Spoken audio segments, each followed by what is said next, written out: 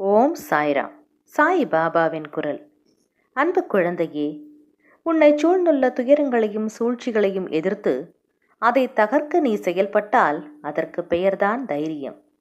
அதை மனதில் கொண்டு தைரியமுடைய ஆத்மாவாக எந்த சூழ்நிலைகளையும் எதிர்கொள்ளும் மன வலிமையையும் நம்பிக்கையையும் வளர்த்துக்கொள்.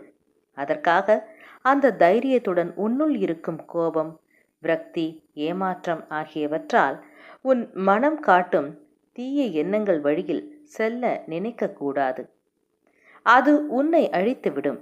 நீ யாரையும் பழிவாங்க வேண்டிய அவசியமில்லை.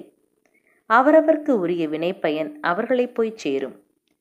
நீ செய்யும் ஒவ்வொரு காரியமும் எனக்கு தெரியாமல் நடக்காது.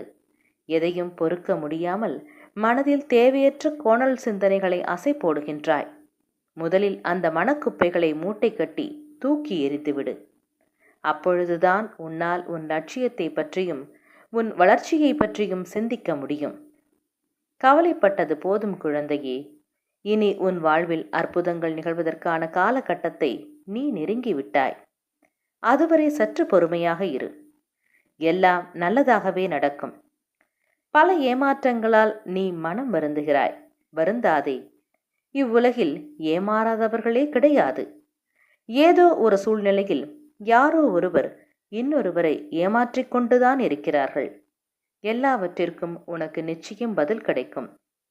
நேர்மையாகவும் உள்ளபூர்வமாக இருக்கும் உன்னை ஏமாற்றியதற்கான அந்த தீவினை நிச்சயம் அவர்களை போய் சேரும்.